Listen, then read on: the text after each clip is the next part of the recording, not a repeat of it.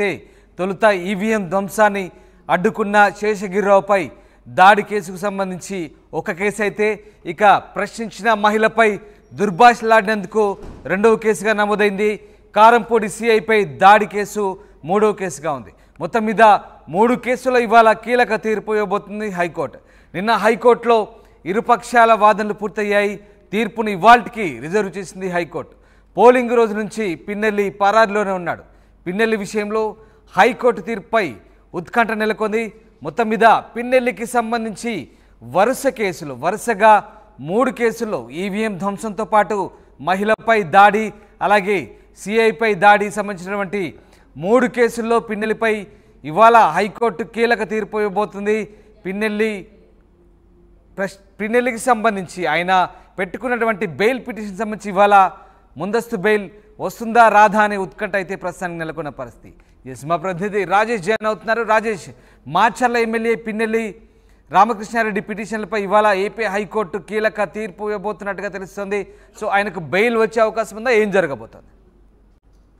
Bail పైన ఉత్కంఠ అయితే కొనసాగుతుందని చెప్పాలి. 3 కేసుల్లో పిన్నెల్లి ముందస్తు బెయిల్కి అప్లై చేసుకున్నా నిన్న పూర్తి స్థాయిలో అటు ఇరుపక్షాల వాదనలు అయితే నిన్న విన్న పరిస్థితి అయితే కనబడుతుంది. ఇప్పుడు మరి కాసేపట్లోనే హైకోర్టు ఈ బెయిల్కు సంబంధించిన నిర్ణయాన్ని ప్రకటించబోతుంది. పిన్నెల్లి రామకృష్ణారెడ్డి తరపున ప్రధానంగా వాదనలు వినిపించినటువంటి అడ్వకేట్స్ చాలా స్పష్టంగా చెప్పడం జరిగింది.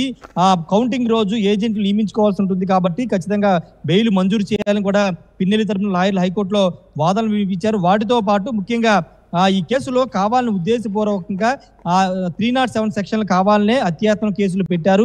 ఇది కావాలనే జరిగిన కుట్రని కూడా వాదనలు వినిపించారు. మరోవైపున అటు పిటిషన్ దారులకు సంబంధించిన వాళ్ళ తరపున కూడా చాలా క్లియర్ గా వాదనలు వినిపించారు. పూర్తిగా పిన్నెల్లి రామకృష్ణారెడ్డి పూర్తిగా దాడులు చేసే ప్రయత్నం చేశారు, చంపే ప్రయత్నం చేశారని కూడా వాళ్ళ వాదనలు వినిపించారు. కాబట్టి బెయిల్ మంజూరు చేయొద్దు, ఒకవేళ బెయిల్ మంజూరు చేస్తే సాక్షుల్ని ప్రభావితం చేస్తారు. అంతేకాదు పోలింగ్ రోజు ఏ విధంగా అయితే దాడులు తెగబడ్డారో అదే విధంగా కౌంటింగ్ రోజు దాడులు తెగబడి విధ్వంసం సృష్టిస్తారు. కాబట్టి బెయిల్ మంజూరు చేయొద్దంటూ ఇటు పిటిషన్ దారు తరపున లాయర్లు అయితే వాదనలు వినిపించిన పరిస్థితి అయితే కనబడుతుంది. ఎందుకంటే ఆల్రెడీ పోలింగ్ రోజు ఈవీఎంల ధ్వంసానికి సంబంధించిన అంశాన్ని కూడా నిన్న హైకోర్టులో వాదన సందర్భంగా అంశాన్ని లేవనెత్తారు.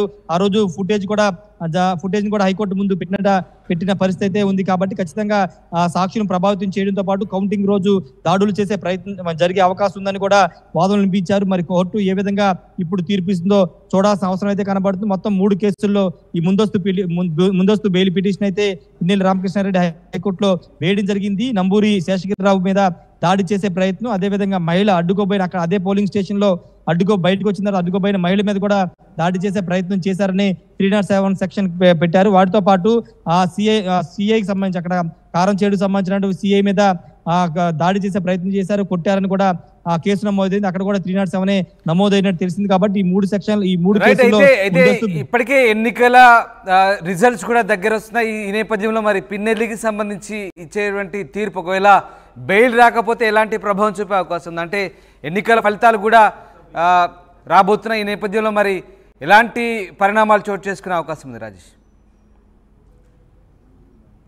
అంటే ఖచ్చితంగా అదే కౌంటింగ్ జరిగే రోజు ఖచ్చితంగా పిన్నెల్లి అరాచకాలు సృష్టిస్తారు, ఓడిపోతారనే భయంతో ఆయన ఉన్నారు. కాబట్టి పోలింగ్ రోజు కూడా అదే అంశంలో ఆయన అదే విధంగా దాడులు చేశారని కూడా చెబుతున్నారు. కాబట్టి బెయిల్ మంజూరు చేయొద్దనేది వాళ్ళ వాదనగా అయితే కనబడుతుంది. రామదాస్, ప్రస్తుతానికైతే హైకోర్టు వాదన వింది కాబట్టి ఇప్పుడు పిన్నెల్లికి బెయిల్ మంజూరు చేస్తారా లేదా అయితే కొనసాగుతుంది. ఒకవేళ పిన్నెల్లికి బెయిల్ మంజూరు చేస్తే కనుక ఆయన తన సొంత పార్లమెంట్ అని నరసరాపేట పార్లమెంట్ వెళ్లే అవకాశం ఉంటుంది. ఇప్పటికీ ఆయన అజ్ఞాతలో ఉన్నారు. ఎందుకంటే అటు ఈవీఎం ధ్వంసం కేసులో బెయిల్ మంజూరైనప్పటికీ ఈ 3 కేసుల్లో ఆల్రెడీ కేసులు ఉన్నాయి. కాబట్టి పోలీసులు ఆయన కోసం గాలింపు చర్యలు చేపడుతున్నారు. కాబట్టి ఆయన ప్రస్తుతం అజ్ఞాతలో ఉన్నారు. ఒకవేళ బెయిల్ మంజూరు అయితే బయటకు వచ్చే అవకాశం అయితే కనబడుతుంది. వైసీపీ శ్రేణులు మాత్రం బెయిల్ మంజూరు అవుతుందని ఒక ఆశాభావం ఉన్నారు. మరోవైపు పిటిషన్ దారు మాత్రం బెయిల్ రాదనే ఒక నమ్మకంతో అయితే ఉన్నారు. చూడాలి మరి హైకోర్టు ఎలాంటి డైరెక్షన్ ఇస్తుందో. ఇప్పుడు పిటిషన్ తరపునటువంటి వాదన వైపు మొగ్గుతుందా, లేకపోతే పిన్నెల్లి రామకృష్ణారెడ్డి తరపున వాదన వినిపించినటువంటి ఆ వాదన వైపు హైకోర్టు నిలబడుతుంది అనేది మరి కాసేపట్లో తేలబోతుంది. Ramadas, right, thanks for the update Rajesh. ఇది మొత్తం మీద పిన్నెల్లి రామకృష్ణారెడ్డి పిటిషన్లకు సంబంధించి ఇవాళ ఇవ్వబోయే తీర్పు ఉత్కంఠ రేపే అవకాశం ఉంది. 3 కేసుల్లో ముందస్తు బెయిల్ కోర్టు పిన్నెల్లి పిటిషన్ దాఖలు చేశారు. ఈవీఎం ధ్వంసాన్ని అడ్డుకున్న శేషగిరిరావుపై దాడి, ప్రశ్నించిన మహిళపై దుర్భాష, కారంపూడి సిఐపై దాడి. ఈ 3 కేసుల్లో నిన్న హైకోర్టులో వాదనలు పూర్తయ్యాయి. తీర్పుని ఇవాల్టికి రిజర్వ్ చేసింది హైకోర్టు. పోలింగ్ రోజు నుంచి పిన్నెల్లి పరారులోనే ఉన్నాడు. పిన్నెల్లి విషయంలో హైకోర్టు తీర్పు ఎలా ఉండబోతుందని ఉత్కంఠ అయితే నెలకొంది. మరికొద్దిసేపట్లో ఉత్కంఠకు తెరదించబోతోంది హైకోర్టు.